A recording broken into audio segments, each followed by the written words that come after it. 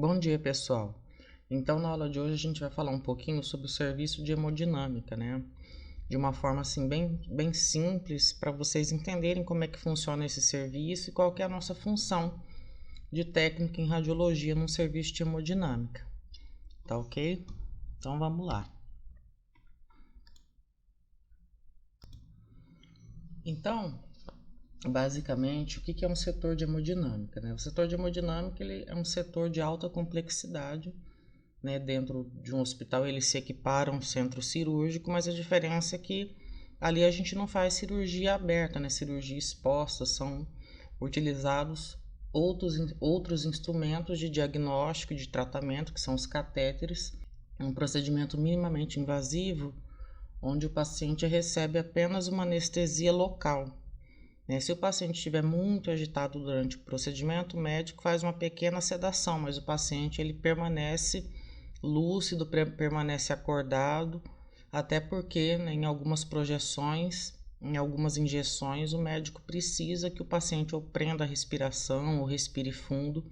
Então, o paciente não pode estar completamente sedado para fazer esse procedimento, né? Então, é um procedimento muito, assim, relativamente simples.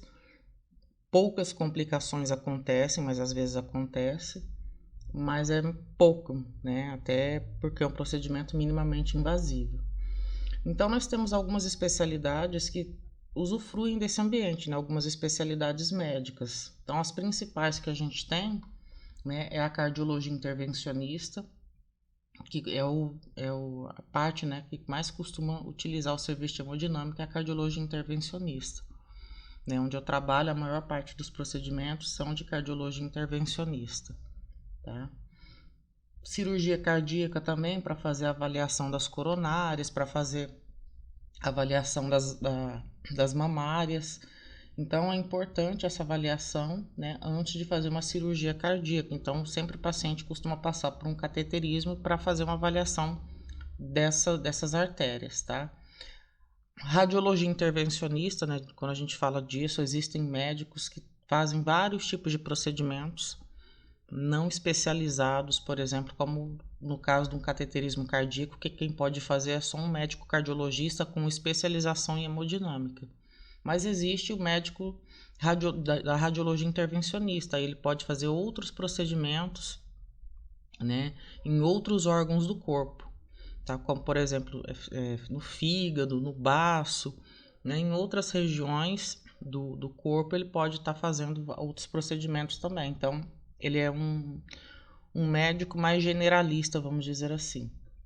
Né? Tem a equipe também de cirurgia endovascular, né? Que geralmente são os médicos angiologistas, né? Que trabalham nesse segmento, né, fazendo angioplastia de carótida, de membros superiores, inferiores. Então eles vão fazer o estudo de outras estruturas, né, diferente dos outros médicos. Nós temos também a neuroradiologia intervencionista, né, que são neurocirurgiões com especialidade em hemodinâmica, que eles fazem também avaliação utilizando catéteres, né, mas aí no caso eles vão fazer o estudo das artérias cerebrais, tá? Neurocirurgia, porque também existem vários procedimentos minimamente invasivos que podem ser feitos na sala de hemodinâmica para tratar, por exemplo, um aneurisma, né, e outras condições que o paciente possa ter. Então, tem várias coisas que podem ser tratadas também. E a eletrofisiologia, né, que geralmente é um médico cardiologista especializado em marca-passo. Né, ele vai fazer uma especialização só para fazer implante de marca-passo, né, porque aí ele já fez um estudo, né, ele fez uma especialização justamente estudando essa parte da eletrofisiologia, tá? Então, a gente observa que no setor de hemodinâmica, nós temos vários profissionais, né, várias especialidades médicas que trabalham e que podem utilizar essa sala. A nossa função enquanto técnico ali é operar o equipamento mesmo. Aqui vocês estão vendo nessa imagem, né? A gente tem um angiógrafo aqui. Esse angiógrafo é um angiógrafo da GE.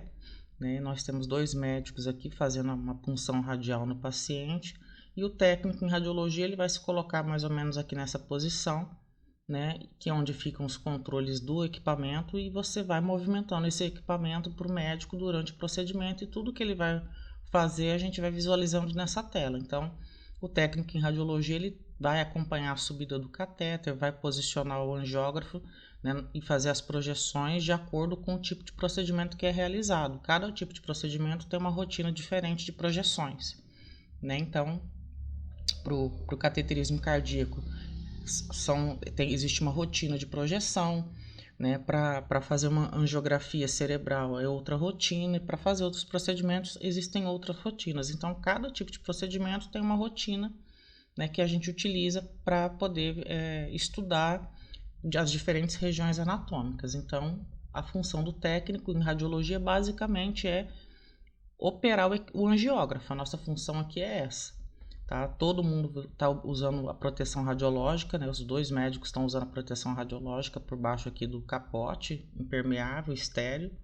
A gente nunca toca nessa parte aqui azul que está coberta, que é um campo totalmente estéreo. Os comandos estão aqui, mas a gente sempre coloca a mão por baixo desse campo estéreo, nunca por cima. Quem pode tocar por cima aqui é somente os dois médicos, tá?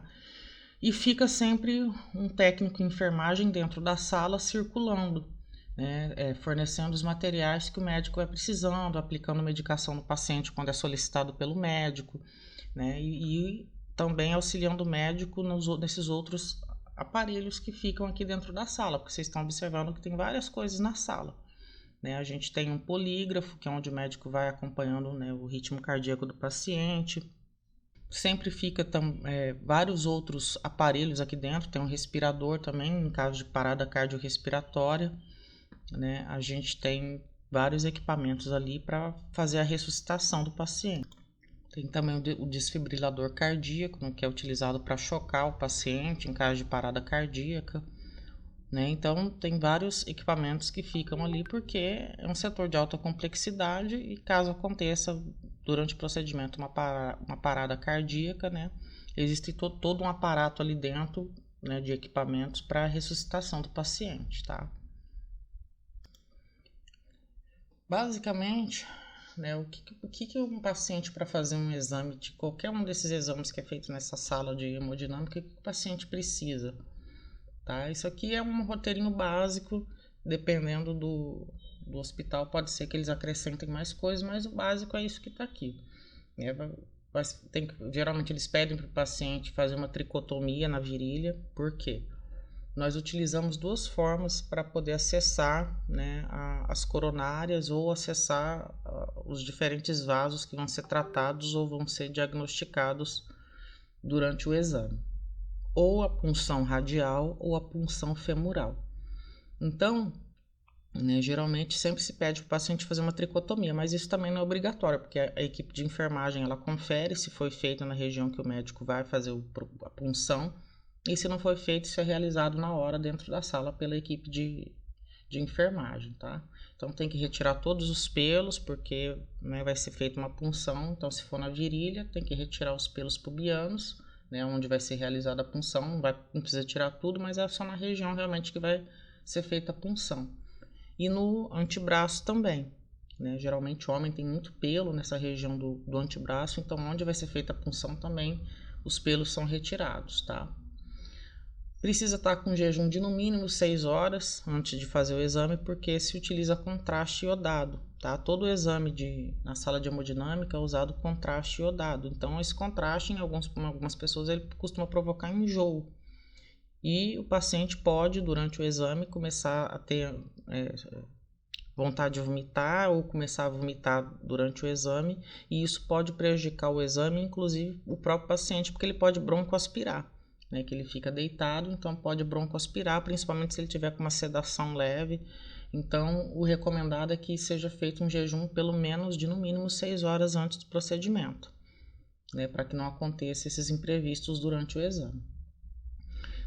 O procedimento é relativamente rápido, então sempre a enfermagem orienta o paciente a urinar antes de começar o exame, porque depois, durante o exame, fica mais difícil e não precisa colocar sonda vesical. Como é um procedimento rápido, né, e o paciente permanece acordado o tempo todo, ele consegue, né, prender o xixi e não há necessidade de colocar uma sonda vesical, só se for em caso muito extremo, alguma coisa, né, muito específica, mas 99% dos exames não há essa necessidade. Então a orientação da enfermagem é pedir para o paciente, né, antes de ser direcionado para a sala, fazer, né, urinar e esvaziar a bexiga. Se ele toma algum medicamento anticoagulante, também se pede para ele suspender pelo menos 5 dias antes do exame para evitar sangramento excessivo. Né? E se ele toma algum remédio, né, antidiabético, como metformina, por exemplo, também se pede para suspender com pelo menos 48 horas de antecedência, porque ele vai, né, fazer o uso de contraste iodado e acaba sobrecarregando o rim, né? Porque a metformina ela sobrecarrega o rim, e o contraste iodado também vai ser, né, eliminado pelos rins. Então pode acontecer aí uma falência renal. Então, para evitar isso, a gente, né, pede para suspender a metformina, o remédio antidiabético que o paciente está fazendo uso regular. Todas as roupas são retiradas, o paciente vai para a mesa totalmente nu, sem roupa nenhuma. Se estiver usar dentadura, prótese dentária, qualquer coisa que seja removível na boca tem que retirar, né? Óculos, relógio, colar, anel, pulseira, tudo. Então, o paciente ele vai completamente nu e sem nenhum objeto móvel, né, para fazer esse exame. Até porque se de repente acontecer um imprevisto durante o exame dele, né, e ele tiver de dentadura e precisar ser entubado, vai ter problema, né, vai atrapalhar. Então é por isso que se retira absolutamente tudo. Então, como eu já havia falado antes, né, a anestesia utilizada é uma anestesia local.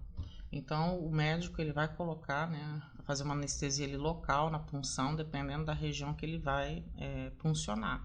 Se for artéria radial, ele vai fazer uma anestesia local ali perto do punho, né, no local da punção. E se for na artéria femoral, ele vai fazer uma punção na virilha, do lado que ele vai puncionar. Então, dependendo do tipo do paciente, dependendo da anatomia vascular do paciente, o médico faz essa escolha. E dependendo do tipo de exame também. Por exemplo, cateterismo cardíaco ou para angioplastia cardíaca, os médicos optam por usar a punção radial. Né? Ela é mais simples, mais fácil de ser feita, e o repouso dela também é menor, e o sangramento, caso ocorra depois do procedimento, também é menor.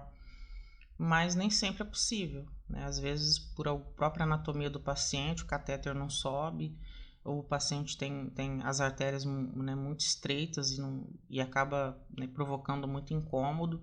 Aí, nesse caso, o médico opta por fazer uma punção femoral, né? Mas existem exames que, né, a preferência é a punção femoral. No caso, por exemplo, da arteriografia cerebral, se faz punção femoral. Né? No caso dos angiologistas, quando eles vão tratar membros inferiores ou membros superiores, eles também procuram fazer uma punção femoral, que é mais fácil, né, de introduzir o catéter. Mas no cateterismo cardíaco é mais utilizado a punção radial, tá? Então, essa punção ela é feita usando esse kit introdutor que está aqui nessa imagem do lado, tá? Então, tem uma agulha de punção, que é essa agulha aqui, né? E tem o kit introdutor. Então, o médico vai puncionar a artéria com essa agulha, e quando ele conseguir puncionar a artéria, ele vai vir com esse guia, que é esse fiozinho metálico que está aqui em volta, é um fiozinho muito flexível, muito maleável. Ele introduz aqui dentro dessa agulha até acessar a artéria, e depois ele vai passar esse introdutor aqui por dentro, né? Esse fio vai entrar por dentro desse introdutor e ele vai colocar isso dentro da artéria para poder passar os catéteres depois, tá? Então, aqui nessa outra imagem, a gente consegue ver quais os tipos de punção que são mais comuns. Então, eu tenho a punção radial, que é feita mais ou menos nessa região, né? E aí o catéter vai subir aqui pela artéria radial, braquial, né, até entrar aqui na subclávia, né, e alcançar o coração. Alcançar, né, a aorta e depois as coronárias, tá? Então, é esse o caminho que o catéter vai fazer dentro do paciente até o coração quando eu faço uma punção radial, tá? Quando eu faço uma punção femoral, né? Essa punção é feita na virilha ou na virilha direita ou esquerda. Então ele vai subir pela artéria ilíaca, né, pela aorta, vai fazer a curva lá no arco aórtico e vai chegar aqui na altura das coronárias. Lembrando que as coronárias elas emergem aqui, né, do início aqui da aorta, tá? Elas emergem aqui dessa região aqui, né, do início da aorta. Então é até aqui que o catéter tem que chegar, porque aí o médico vai cateterizar, né? O médico vai cateterizar essas artérias e vai injetar contraste para fazer o estudo. Aqui eu coloquei duas fotos para mostrar como é que é feita essa punção. Então, depois que o médico punciona a artéria do paciente, ou a radial ou a femoral, ele vem, né, com essa guia, introduz dentro dessa agulha até alcançar, né, um trecho aqui da artéria, e depois ele vem com o kit introdutor, passa por dentro aqui desse guia e introduz na pele. Então vai ficar dessa forma, tá vendo? Então fica o guia introdutor aqui, e aí o médico vai inserir os catéteres aqui nessa ponta. Tem um buraquinho aqui por onde entra os catéteres e vai subir até chegar no coração do paciente, tá? Aqui a gente tem mostrando, né, como é que são esses catéteres que são utilizados. Então, o médico ele usa uma guia primeiro, ele passa uma guia por dentro do catéter, tá? Então aqui eu tenho vários tipos de catéter, dependendo do tipo de procedimento que é realizado, se usa um tipo de catéter com uma ponta diferente. Tá vendo que as pontas são diferentes, as curvaturas são diferentes? Cada catéter desse tem uma função. Catéter para coronária direita é de um tipo, catéter para coronária esquerda é de outro tipo. O catéter para fazer arteriografia, que é estudo das artérias cerebrais, é de outro tipo. Existem vários tipos de catéter com várias curvaturas de catéter, e cada um deles tem um nome diferente, tem calibres diferentes, né, diâmetros diferentes, tamanhos diferentes. Então existe uma variedade imensa de catéteres. Então o médico escolhe o catéter que ele vai utilizar de acordo com o procedimento que ele vai fazer, né? Então existe uma guia que passa por dentro desse catéter, né? Essa guia é introduzida lá naquele introdutor e o médico sobe primeiro com essa guia até onde ele quer chegar com o catéter. Então a guia sobe primeiro e depois ele vai passando por dentro da guia, né? Vai passando o catéter na guia para até chegar na região que ele quer estudar, tá? Então é dessa forma que funciona o cateterismo, né, o cardíaco, ou arteriografia, ou qualquer procedimento que ele vai fazer utilizando o catéter. No caso do estudo das coronárias, a gente tem dois procedimentos que são realizados, né? O cateterismo ele é usado essa nomenclatura para o estudo da artéria, né? Para o estudo das coronárias, no caso. Então, esses catéteres eles são utilizados para diagnosticar se há alguma obstrução nessas artérias. E a angioplastia é o tratamento dessa obstrução. Então, se o médico observou que tem uma obstrução, o que ele vai fazer? Ele vai fazer uma angioplastia, ele vai colocar um stent nessa obstrução para poder abrir esse vaso. Então, vamos observar aqui essa figura aqui do lado, né? Eu tenho uma artéria e vocês estão vendo aqui em amarelinho essa placa de gordura de um lado e do outro, né? Isso aqui é uma placa de gordura que promoveu uma estenose nesse vaso, quer dizer, um estreitamento. Então, o médico vai usar alguns catéteres que são especiais, que tem balões que inflam, como esse aqui do lado, e que tem o stent, que é essa malha expansível, ela entra assim, dessa forma que está aqui, fechadinha, e quando o médico alcança a região que precisa ser tratada, que está obstruída, ele vai usar o balão, né, que está acoplado ali, vai expandir essa malha e vai apertar, né, pressionar essa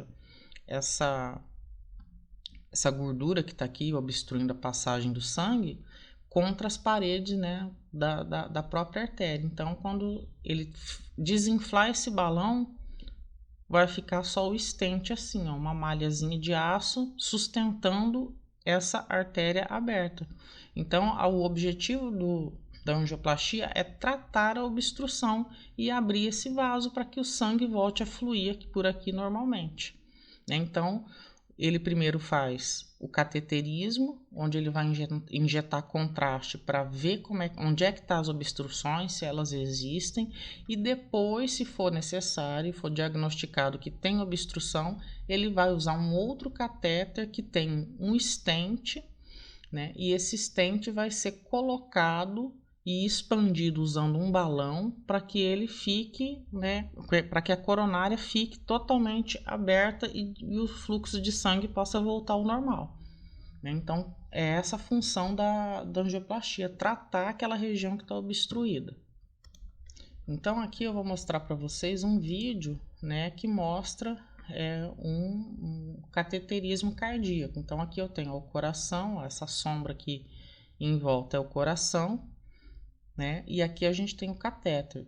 Deixa eu rodar aqui de novo. Aqui a gente tem o catéter, tá vendo? Essa pontinha aqui é o catéter. Observe que a gente consegue ver o catéter perfeitamente na imagem, tá? Quando a gente está fazendo a imagem, o catéter ele não é radiotransparente, ele é radioopaco, então você consegue enxergar ele na imagem. E o médico, quando injeta o contraste iodado, ele vai pintar essas artérias e ele vai conseguir ver o fluxo de sangue dentro dessas artérias, tá? Então, aqui no caso, eu tenho uma coronária esquerda, tá? Onde ele está injetando o contraste e eu estou observando aqui esse fluxo nessa coronária. Tá? Aqui a gente observa que tem uma estenose, tá vendo que essa região aqui está mais estreita do que as outras, ó. Aqui tem um estreitamento, então isso é uma estenose, né? Provavelmente, por quê? Porque tem placa de gordura. Então, ele depois provavelmente vai ter que colocar um stent aqui nessa região para o vaso ficar do mesmo calibre, tá? Então, ó, aqui também tem um estreitamento. Isso também é uma estenose. Também, né, pode ser tratada com stent. Quando há várias obstruções, né, os vasos estão, né, muito comprometidos, geralmente não se faz... não se coloca stent. O paciente ele é indicado para um cirurgião cardíaco para fazer a análise da possibilidade de colocar uma ponte de safena, né, ou uma ponte mamária. Que quer dizer, eles vão utilizar, vai ter que fazer uma cirurgia, né, para revascularizar esse coração. Só o cateterismo não seria suficiente. Aliás, só a angioplastia não seria suficiente para isso. Então, depende muito do grau de obstrução e da quantidade de obstruções que tem nessas coronárias, mas a maioria dá para ser tratado, né, utilizando a angioplastia, tá? Então, aqui a gente tem uma coronária esquerda, elas são duas coronárias, tá? O que o coração possui, uma direita e uma esquerda. Elas são diferentes, né? Para a coronária esquerda, a gente costuma usar 5 projeções, tá? Em posições diferentes no angiógrafo, e para a coronária direita a gente costuma usar 3 projeções. Então, para estudo de coronárias, geralmente é esse o padrão. Pode ser que durante o procedimento o médico sinta a necessidade de fazer outras projeções, aí ele vai te falar o que ele quer fazer e a gente vai fazendo o que ele está pedindo, tá? Aqui eu coloquei um exemplo de uma angioplastia. Né? Então, aqui eu coloquei um exemplo aqui de uma angioplastia, né? Então, vou colocar aqui para rodar primeiro. Essa aqui foi o cateterismo, né? O exame de diagnóstico. Observe que o médico está injetando e você não está vendo nada. Repara que o contraste está voltando tudo aqui, está saindo e não está percorrendo nada, né? Então, a gente tem uma obstrução aqui, teria que ter uma coronária, que no caso seria a coronária direita. A coronária direita, ela costuma ter um formato de C, quando a gente faz a projeção. Então, nesse caso aqui, ó, você não vê nada, ó. Vou ligar para o filme para vocês observarem. Tá vendo? Ó? Não está enchendo e o contraste está refluindo. Então, quer dizer, ela está obstruída. Então, precisa fazer uma angioplastia. Então, aqui, ó, já é o procedimento, depois que foi feita a angioplastia. Então, observe que é a mesma coronária, tá, gente? Essa aqui é antes do tratamento com o stent e essa aqui é o mesmo paciente depois que ele foi colocado o stent. Olha a diferença, tá, de imagem.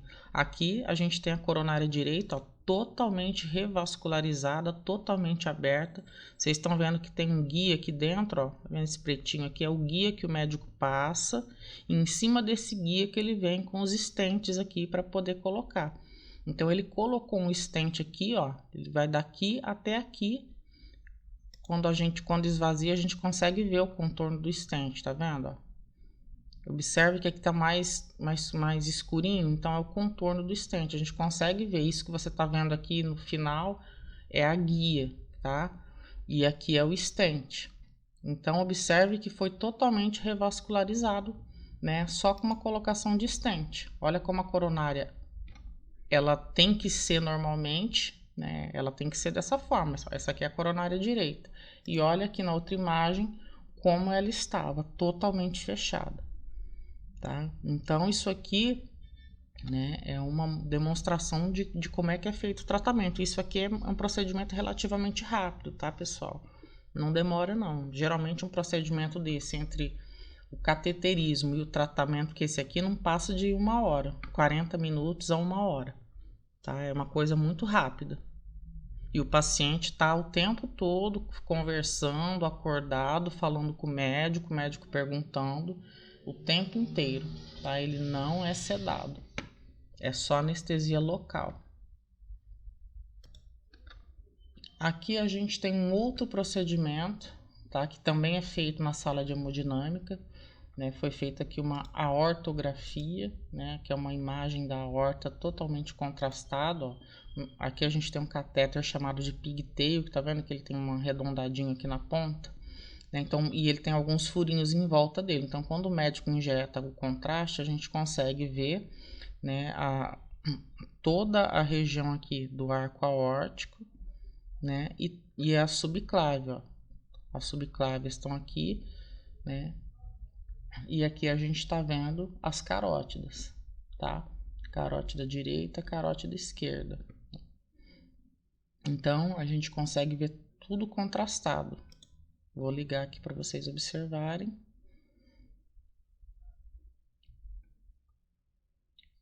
Então, observem, ó, contrasta tudo. Então, o médico ele fez aqui uma imagem para ele ver como é que estava essa região do paciente.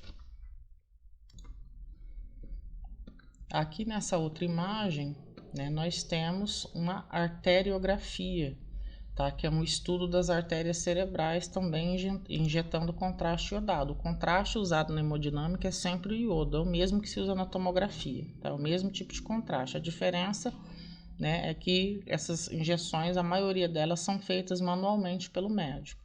Alguns casos, dependendo do que eles vão estudar, eles usam bomba injetora, mas a maioria das injeções de contraste são feitas manualmente direto no catéter, tá? Então, eu vou ligar aqui para vocês observarem. Aqui a gente está vendo, né, toda a vascularização, né, de um hemisfério cerebral, né? O médico injeta o contraste e a gente observa, né, esse contraste, ó, todo preenchendo totalmente todas as artérias cerebrais. Então, o neurocirurgião ele vai observar essas imagens e vai ver se tem alguma doença, alguma anomalia, alguma coisa errada aqui, né? E depois ele vai ver qual é a forma que ele pode tratar esse paciente, tá? Então, ele está injetando aqui, ó, na carótida. Ele injeta na carótida e a carótida vai preencher todas as artérias as artérias cerebrais, né?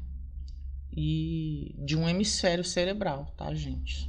Quando a gente faz a injeção do lado direito, da coronária direita, vai preencher todas as artérias cerebrais direitas.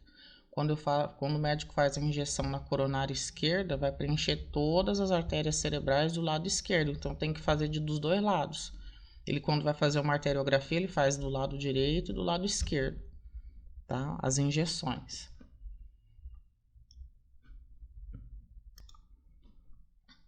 Aqui nessa imagem, a gente vai ver, né, que houve, ó, o aparelho, né, o angiógrafo, no caso, ele gira em torno do paciente, a gente consegue ter esse tipo de imagem aí, tá? Depois existe um workstation que reconstrói essa imagem, né, num ambiente 3D, onde o médico pode estudar todos esses vasos e localizar qualquer lesão que se encontre aqui. Tá? Então, essa projeção ela foi feita para ser feita uma reconstrução 3D na workstation de 3D, que é feito todo o planejamento do tratamento do paciente, tá? Então, vocês observem que é um equipamento de alta tecnologia.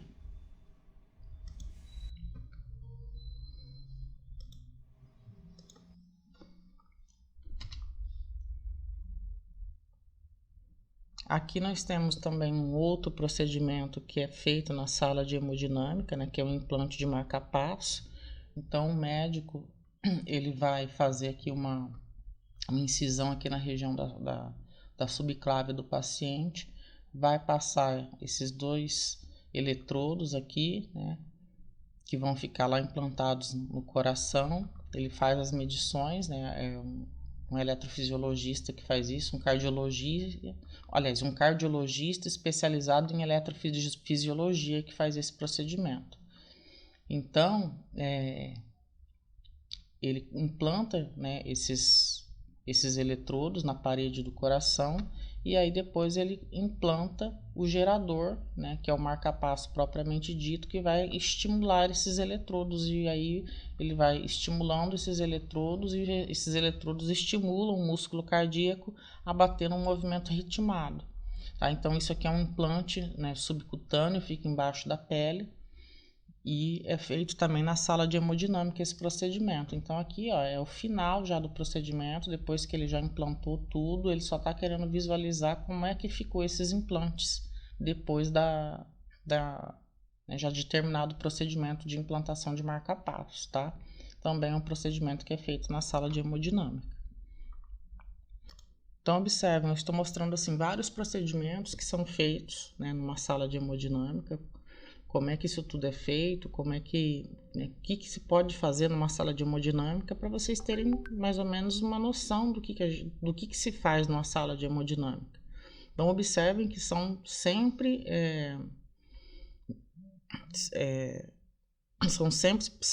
procedimentos de alta complexidade, tá? São procedimentos de alta complexidade que são realizados ali na sala de hemodinâmica. Aqui nessa imagem a gente tem, né, a liberação de um filtro de veia cava, né? Então o paciente ele foi preciso colocar um filtro de veia cava justamente para não subir nenhum êmbolo, né, nenhum... O que é um...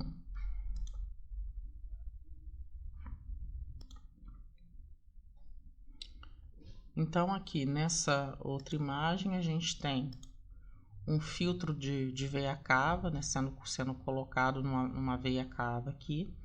A função desse filtro é justamente impedir que coágulo, né, que trombo, eles causem embolia pulmonar. Né? O que é uma embolia pulmonar? É chegar até o pulmão e provocar o entupimento das artérias do pulmão. Isso pode levar a pessoa à morte. Então, são pessoas que já têm um problema, né, de trombose venosa nos membros inferiores e essa questão da trombose, se um trombo daquele se soltar, se desprender e subir para o coração, né, e o coração bombear esse trombo para dentro do pulmão, isso pode provocar um entupimento dessas artérias do pulmão e, consequentemente, isso pode provocar a morte da pessoa. Então, a função desse filtro é segurar esses trombos para que ele não chegue no coração. Então, esse filtro de veia cava ele é colocado ali na veia cava, um pouquinho abaixo do coração, justamente para impedir que, se algum trombo se desprenda dos membros inferiores, ele chegue até o coração. Então, ele vai ficar ali quietinho, né, justamente com essa função de estar segurando esses trombos para eles não chegarem no coração, caso algum deles se desprenda, tá? Também é realizado esse procedimento na sala, né, de hemodinâmica. E esse dispositivo vai ficar ali na veia cava do paciente. Então, né, mostrei para vocês vários tipos de procedimentos que são realizados dentro de uma sala de hemodinâmica. Né? Agora eu vou mostrar 2 vídeos, né, como é que funciona esses angiógrafos, assim, né, quais os movimentos que eles fazem, só para vocês terem uma ideia. Aqui eu tenho 2 tipos de equipamento, um angiógrafo da Siemens, né, e um angiógrafo, aliás, desculpa, que esse aqui é da GE e esse outro aqui é o da Siemens. Esse da Siemens ele é mais moderno, ele faz várias coisas que esse da GE não faz. Tá? Esse da GE aqui ele é excelente para fazer cateterismo cardíaco, angioplastia cardíaca, procedimentos cardíacos, né?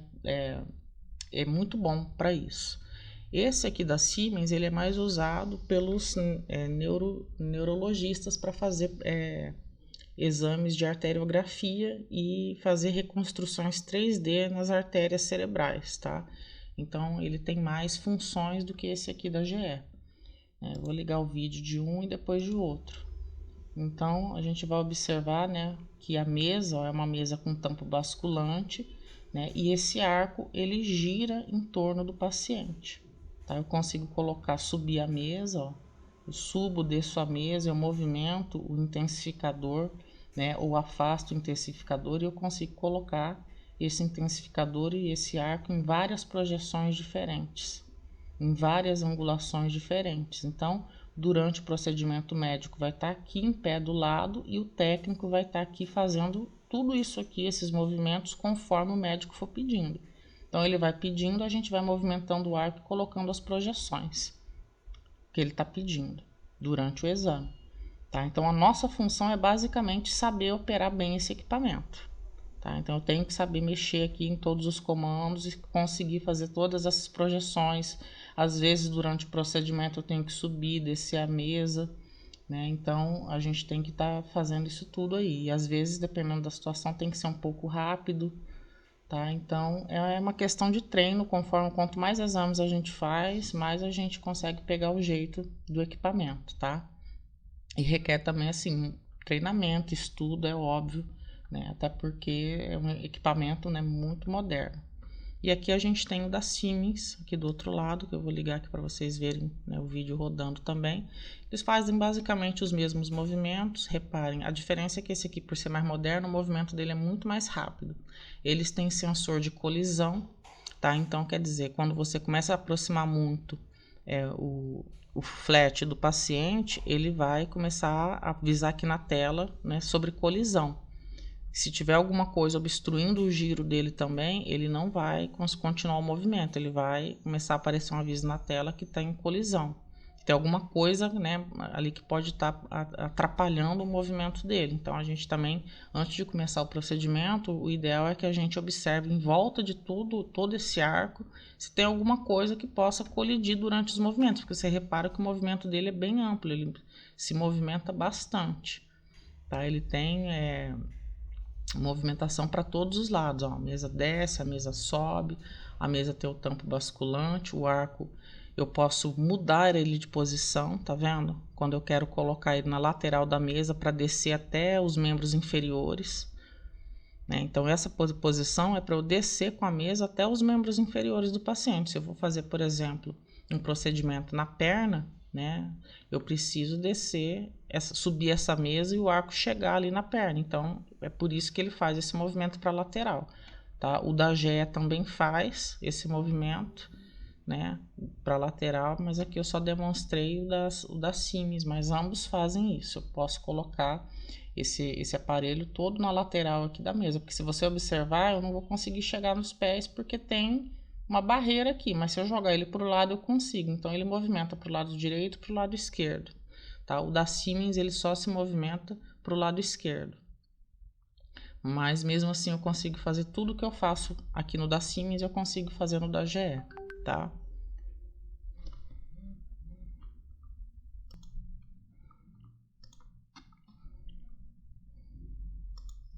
E aqui eu fiz uma filmagem, né, de como é que é a sala de comando, tá? Aqui é a sala de comando. Aqui eu tenho um vidro plumbífero, né, que separa a sala de comando da sala de hemodinâmica propriamente dita. Então aqui na sala de comando é onde o médico, depois que ele faz tudo lá o exame, ele vem aqui, ele senta, ele começa a ver os exames, ele começa a ver tudo com detalhe. Tem várias ferramentas aqui que ele pode utilizar para medir diâmetro do vaso, medir diâmetro das lesões. E a gente grava um CD também depois, tá? Depois que o exame é finalizado, o paciente leva o laudo do médico e leva um CD do exame que foi realizado. Então, a nossa função enquanto técnico de radiologia, além de operar o equipamento, é no final do exame gravar esse CD para a enfermagem entregar para o paciente depois que o exame terminar. Então, a gente sempre grava o CD, tá? Para o paciente levar o exame. Então, eu vou deixar rodar aqui para vocês observarem. Então aqui é a sala de comando e aqui tem um vidro plumbífero, né, que a gente consegue da sala de comando ver toda a sala de hemodinâmica. Tá? Aqui é a sala onde está instalado o aparelho Siemens. Reparem que tem um respirador, a bomba injetora está aqui, né? Aqui a gente tem o polígrafo e tem vários aparelhos que são essenciais. Esses armários aqui onde fica dentro deles pendurados os catéteres, que é a enfermagem que pega esses catéteres e entrega para os médicos, tá? Todo o material de enfermagem fica dentro desses armários que estão aqui pela sala, tá? Então, ó, sala de comando. Ali a gente tem a bomba injetora, essa aqui, né? Aqui um respirador, o angiógrafo que está aqui, esses armários onde fica todo o material, né, que é usado durante os exames. Ali a gente tem os catéteres pendurados naquele armário lá do fundo, o polígrafo, né, e aqui o angiógrafo e os monitores do angiógrafo aqui. Aqui é o pedal do angiógrafo. Tá? Mas todas as salas são bem parecidas uma com a outra. Aqui eu tenho a outra sala, né, que é a sala onde está instalado o aparelho da GE, a sala de comando, tá? Que é essa aqui, ó, sala de comando, tá? E o vidro plumbífero aqui, e aqui é a sala, né, onde está instalado o angiógrafo da GE, tá? Então observem, também tem todos os equipamentos que tem na sala lá do Siemens, tem aqui também, tem um respirador lá, né? Aqui tem o polígrafo, tem um outro equipamento chamado de IFR, que o médico também usa em alguns procedimentos, tá? E aqui desse lado de cá, que não foi mostrado, tem os armários onde ficam os catéteres também, tá? Que fica aqui nesse lado de cá. Então, gente, basicamente é isso, tá? Eu quis gravar um vídeo para vocês terem mais ou menos a ideia de como é que funciona uma sala de hemodinâmica. É uma coisa bem básica, bem simples, né? Mas quem está estudando ainda, quem está terminando o curso agora, muitas vezes não tem acesso a esse tipo de informação, né? Porque quando a gente faz um curso técnico em radiologia, a gente vai, né, para a sala de raio-x aprender o básico, né? Na hemodinâmica já seria, né, um contato posterior que a gente tem, né, depois que a gente termina o curso, termina o estágio, quando a gente já começa a se colocar no mercado de trabalho. Então, quando você faz um curso, né, específico de extensão técnica em hemodinâmica, você também passa a entender como é que funciona. Mas é interessante, né, que vocês tenham acesso a essas informações, até que para no futuro poder escolher, né, com o que vocês querem trabalhar na radiologia, porque tem muita área para ser desbravada, vamos dizer assim. Tá ok? Então agradeço aí mais uma vez, um grande abraço para todo mundo, espero ter contribuído de alguma forma para que vocês conseguissem entender um pouquinho como é que funciona uma sala de hemodinâmica. Tá ok? Abraço.